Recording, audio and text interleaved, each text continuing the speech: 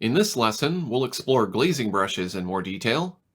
Glazing is a term used by traditional painters to describe a method of painting where you build up thin layers of translucent or semi-opaque paint to modify the appearance of underlying colors. Here's an example of a traditional painting I created in monochrome using acrylic paints. I used an acrylic glazing medium to add thin layers of color on top of the values, which produced a full color painting. You can glaze like this digitally with Corel Painter. Here's an example of an acrylic landscape painting I created in monochrome. I photographed it and then I colorized it using the glazing brushes in Corel Painter. You can see it gives me a very similar result to the traditional method. I'll load the glazing grayscale template, and I'll choose soft from the default glazing category. This is a monochrome painting of a tortoise with a separate layer that's set to multiply. I'll glaze over the background with green to colorize the grayscale pixels. If I use lighter pressure, I'll get a thinner, more transparent glaze. Heavier pressure deposits a thicker, more opaque glaze. Depending on the blending effect you want, you can glaze with paint that is transparent or semi-opaque. If I change the composite method back to default, you can see that the glaze covers the underlying layers. You can use light pressure, or reduce the opacity of opaque glazes to thin them out. Or you can choose a composite method that makes the paint transparent. I prefer color burn or multiply because they both give me a nice transparent blend with underlying colors, and they're compatible with Photoshop and other art applications. Between the two, I'd say color burn looks more realistic. It shifts the hue and saturation in a more natural way, but it also makes darks a lot darker. Multiply tends to make colors kind of muddy, but it can be a good option depending on the look you want to achieve.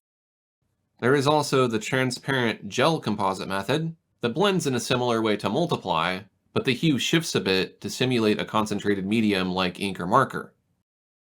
If I happen to overpaint, I can use the eraser, or I can paint with white, and that will essentially work as an eraser, so long as I'm using the color burn, multiply, or gel composite methods. In the case of color burn, white sort of dilutes the pigment while removing it. I'll name this layer I'm painting on green glaze. Next, I'll create two additional multiply layers and call them blue glaze and yellow glaze.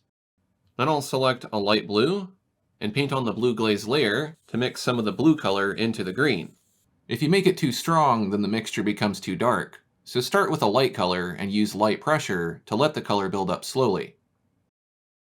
I'll paint some yellow onto the yellow glaze layer. Bright colors like this look a little dull when you glaze over a grayscale image using multiply.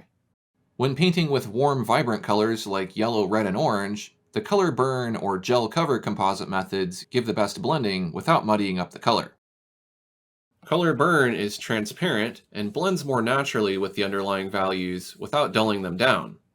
Gel cover is semi-opaque, so it covers and tints at the same time.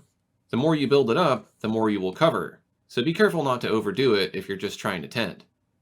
If I show the gradients group and hide the glaze layers, you can see a side-by-side comparison of how the colors in this gradient blend with grayscale based on their composite method. That was one way to use glazing brushes, but you don't have to start with a grayscale image. You can use glazing brushes on color images as well. If you want to turn a brush into a glazing brush, you can go to the General panel and change the stroke type to glazing. For a more detailed explanation of this process, see the lesson about stroke types. Let's take a look at how glazing can be used in combination with other brush technologies. For example, we can use glazing alongside Dab Stencil. I'll paint a reference stroke, then I'll apply a texture Dab Stencil called Desk Paint. I'll paint another stroke, and now I'm able to add glazing, but with some variability from the Desk Paint Dab Stencil. In addition to a texture, I can also use a paper or flow map to add different effects to my glazing brushes. We can even add Impasto to a glazing brush by enabling Paint with Depth and choosing Color in Depth. I'll increase the depth property and choose the Desk Paint texture as my Dab Stencil. Now when I build up some overlapping strokes, you can see that the glaze appears thick with Impasto.